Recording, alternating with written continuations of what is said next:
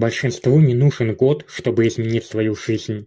Им достаточно твердого решения, недели дисциплины и причины, которая горит внутри.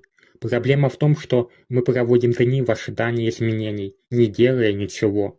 Мы жалуемся, отвлекаемся, погружаемся в оправдания и затем плачем, потому что не двигаемся вперед. Но знаешь что? Никто не спасет тебя, никто не придет толкнуть тебя. Если ты не возьмешь контроль над своим умом и своими действиями сейчас, ты продолжишь быть рабом обычных вещей. Лени, страха, начну завтра.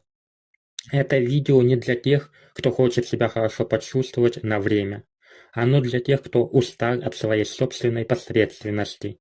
Для тех, кто готов столкнуться с дискомфортом изменений. Потому что изменение не прекрасно. Изменение болит, жжет, разрывает тебя изнутри. Но оно также строит тебя.